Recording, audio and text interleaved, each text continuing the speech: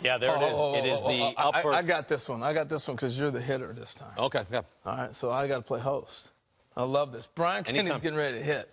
Now, it's a real baseball, Brian. I don't need you swinging. I'm going to do Look, we're going to talk about launch angle. And I got Hall of Famer Pedro Martinez here. I've been wanting to get a picture on to see how you might attack this. So let's take a look at some video so we can explain again what launch angle is and all those different things here. So let's go look at the two guys really kind of the architect of this thing. If you go back and look at Tom Verducci's article in Sports Illustrated, it talks about Bryant and Gallo, an awful lot in there.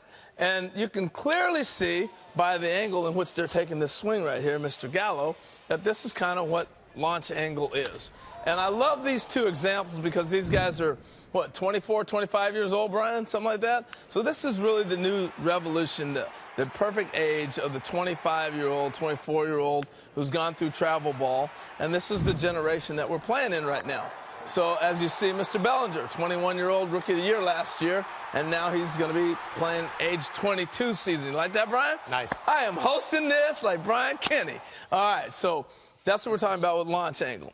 All right, so BK, hop in here, give us your launch angle, and then Pedro's going to show us some ways to attack, how he might attack it. So go ahead and take a swing real quick, sir. Well, I would say just to further your points, with every strategy, there's a counter strategy, right? So we've seen, you're right, we're just seeing the tip of this. I'm glad you brought up travel ball, kids playing year-round and reacting to incentives. And the incentives are what? Hit home runs. Yes. That's what gets promoted. That's what gets you drafted. That's what they want. So the kids are giving everybody what they want. So they are swinging like this exaggerate, and they're not sweating strikeouts at all. No. Because they're properly incentivized. So what does a pitcher do? I know early in the season, I think I'm seeing a difference. What are we seeing on how to attack the guys who do that exaggerated swing? 1 year from now, Brian Kenny, you're going to have a feast trying to come up with the statistics that are going to talk a lot about pitching high in the strike zone and how often they use the either pitches that are high or cutters away to contradict what they do with the launch angle. And I'll tell you what, one thing that they have in common, all three that we just mentioned out there, all three have in common the fact that they have a hole on the upper part of the plate and inner part of the plate. All three of them have a hole inside and also in the same areas, especially with power pitchers nowadays. So what I would do is if I see a guy that's launching up, normally that guy will Don't be... you swing. Don't sway. All right, I'll take it easy. That guy will be a guy that likes the ball low, somewhere around there. Boom, where they can actually lift up. Take that swing here and stay on that plane down here, and that's what's going to allow you to be able to launch that ball. Especially Bryant with the Cubs. He's a notorious low ball hitter, just like Trout. Notorious low ball hitter. But they also have a hole up in there, a little lower. That might have been too high because I'm thinking about his height, not yours, BK. So deal with my zone. Boom! That would be the area where I'll bust those guys consistently up in there. Let them see it. Yeah. Let them see it, but they're not going to catch up at 97, 98, right up in here. What a lot of teams have found is that when you have all this big data available, is actually a ball that is right there on that line. You do hitters on the by and large do very little with that ball. Exactly. You would think, oh, it's up at my eye. Oh, I'm going to crush it. You really don't. They don't have a lot of success. You're already getting into it. Yes, absolutely. One other thing that I see on the launch angle is that the guys will drop the head of the bat. No, come over. Hold it, okay? All right. They drop it a little bit. When they drop it that way... What he means, Brian, when he's getting here, they drop the barrel down here, so, as opposed to being here, it's dropping there. I know what he's saying. I'm talking to people at home. I'm talking to folks at home. What would happen is... I swear up. No, what?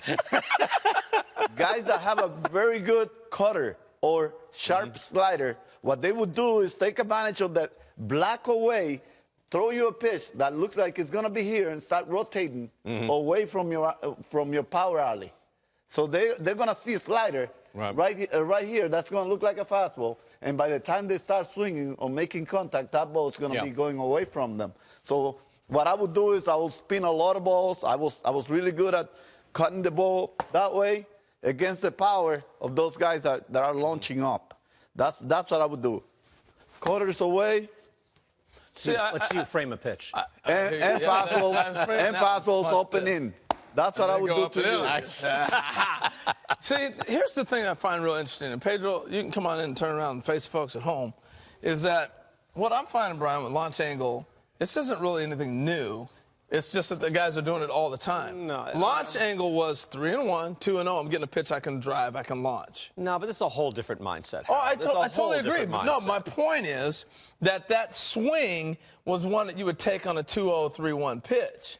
Now they're taking it every swing. But, and that's a little bit different. We have numbers just over the last few years on the launch angle, because again, the StatCast numbers are only 3-4 years old. Yeah. But take a look at this. Like it's gone from 10 degrees up to over 12 degrees just from 2015. Oh, I agree. I mean, I think back in your day, right, you were reacting to the incentives of the time, which was you wanted batting average. The ball was in play a lot. There was no shifting. Ground balls worked. Yeah. Ground balls worked. But also, what I'm saying is the terminology was 2-0, 3-1, get a pitch to launch. So what I'm saying is, Pedro Martinez knew that on a 2-0, 3-1. He knew a guy. That's why he can talk about, I used to break a ball off on those guys because there were certain guys that did this. So he knew what he wanted to do in that count against a guy. Am I right or am I wrong? No, you're right. And pretty soon you're going to see that the pitchers are starting to make adjustment and throwing a lot more pitches high and a lot more sliders. Houston, one big example.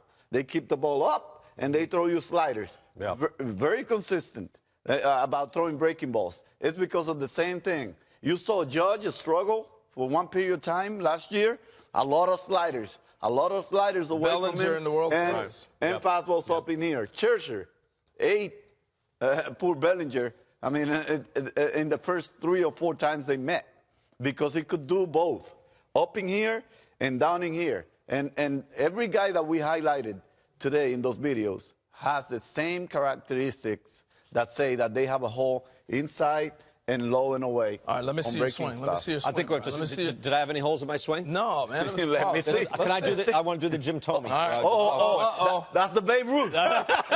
No, that's the Babe. This is the lunch line. That's right at you. I won't point it at you. Come on, let's see your swing.